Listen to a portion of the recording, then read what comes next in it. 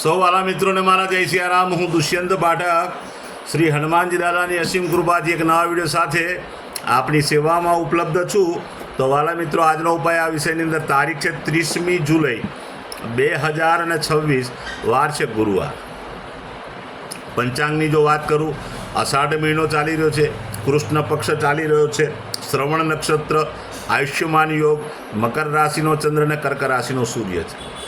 અશુભ સમયની વાત કરું તો યમઘંટ વહેલી સવારે 5:58 7:37 સુધી છે અને રાહુકાળ બપોરે 2:12 3:51 સુધી છે. આ બંને સમય અશુભ સમય કહેવાય. અશુભ સમયની અંદર કોઈપણ પ્રકારનું શુભ કાર્ય અને શુભ યાત્રા ન થાય. શુભ કાર્ય, શુભ યાત્રા કરવા માટે કોઈ સારું ચોઘડિયું, કોઈ સારું મુહૂર્ત લેવાનું, જેમાં ઉત્તમ અભિજીત મુહૂર્તનો સમય બપોરે 12:07 થી 12:59 સુધી છે. આ સમયની અંદર કોઈપણ પ્રકારનું શુભ કાર્ય અને શુભ યાત્રાની શરૂઆત તમે કરી શકો. વાલા મિત્રો, વાત કરીશું આજના ઉપાયની. તો આજના ઉપાયમાં વહેલી સવારે સ્નાન કરવા બેસો, નાહવા માટે બેસો, ત્યારે નાહવાના પાણીથી તમારા શરીરને ભીનું કરી દેવાનું. ત્યાર પછી 50 ગ્રામ જેટલું દૂધ લેવાનું, પોતાના શરીર ઉપર દૂધ લગાડવાનું છે. મોઢાના ભાગે, છાતીના ભાગે, પીઠના ભાગે, આખા શરીર પર લગાડવાનું. માથાના વાળમાં નહીં, પગના તળિયામાં નહીં. બસ માત્ર આટલો પ્રયોગ. આટલું કરી લો. ત્યાર પછી ચોખ્ખા પાણીથી નાવ. ચોખ્ખું પાણી ઉમેરી શકાય, સાબુ શેમ્પૂનો ઉપયોગ પણ કરી શકાય. સ્નાન થઈ જાય, કપડાં પહેરી લો, પછી હળદરનું તિલક કપાળની અંદર અને નાભી પર કરવાનું છે. બસ આટલું થઈ જાય પછી સંધ્યાકાળે પશ્ચિમ દિશા તરફનું મુખ રાખવાનું. શ્રી હનુમાનજી દાદાને એક કાગભૂષણની રામાયણજીનો પાઠ અને એક હનુમાન ચાલીસાનો પાઠ દાદાને અર્પણ કરવાનો છે.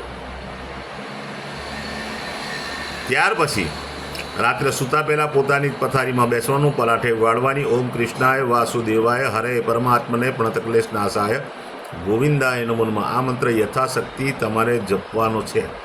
આટલું કરી લો એટલે તમારો ઉપાય પરિપૂર્ણ.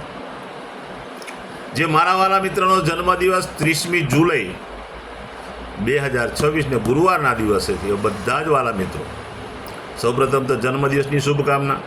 શ્રી હનુમાનજી દાદા તમારી મનોકામના પૂર્ણ કરે, બલબુદ્ધિ વિદ્યા આપે અને તમારું અને તમારા પરિવારનું રક્ષણ કરે.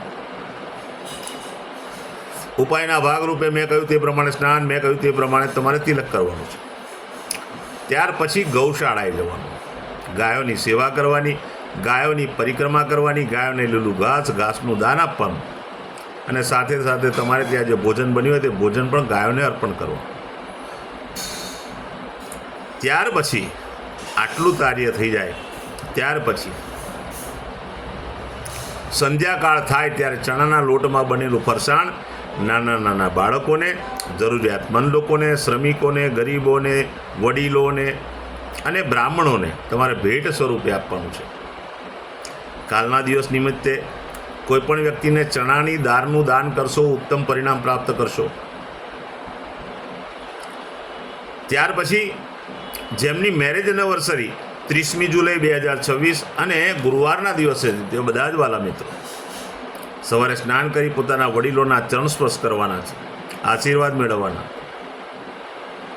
ત્યાર પછી ગૌશાળાએ જવાનું. પતિ અને પત્નીએ ગાયોની પરિક્રમા કરવાની, ગાયોની સેવા કરવાની, ગાયોને લીલું ઘાસનું દાન આપવાનું.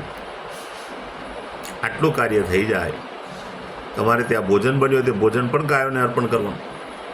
ગાયોના આશીર્વાદ મેળવ્યા પછી કોઈ પણ વૃદ્ધાશ્રમ, અનાથાશ્રમ, વિધવાશ્રમ, જરૂરિયાતમંદ લોકો, ગરીબો, શ્રમિકો, બ્રાહ્મણો, આ બધાને તમારે આખું સીધું દાનમાં આપવાનું છે, શાકભાજી સહિત.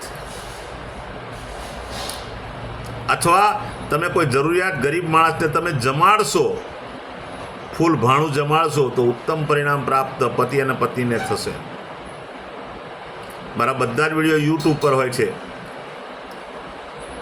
મારી ચેનલનું નામ છે દુષ્યંત પાઠક. મારી ચેનલને સબસ્ક્રાઈબ કરજો અને બેલ આઇકન અવશ્ય દબાવજો. હું નિયમિત એક વિડીયો મૂકું છું.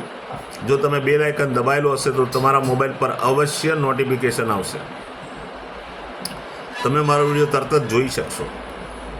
એટલે મારી ચેનલને સબસ્ક્રાઈબ કરજો અને બેલ આઇકન દબાવવાનું ભૂલતા નહીં. મારું ઇન્સ્ટાગ્રામ, મારું ફેસબુકનું પેજ, એનું નામ પણ દુષ્યંત પાઠક છે. મારા પેજને ફોલો કરજો, લાઈક કરજો અને પ્રાર્થના કરું છું બધા વિડીયોને શેર કરજો.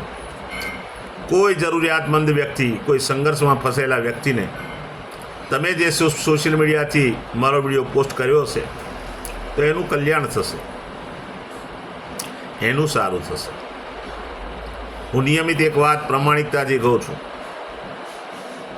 કે મારો એકવાર વિડીયો જોવાથી કે એકવાર ઉપાય કરવાથી 24-48 કલાકમાં કોઈ પરિણામ નહીં આવે. પ્રયત્ન જ ના કરતા. આ કોઈ ચમત્કારની વાતો છે જ નહીં. નિયમિત મારો વિડીયો જુઓ અને નિયમિત ઉપાય કરશો તો તમને પરિણામ દેખાશે, તમારા જીવનમાંથી સંઘર્ષ ઓછો થશે. નવા વિડીયોમાં ફરીથી મળીશું. આપ સૌને સીતારામ.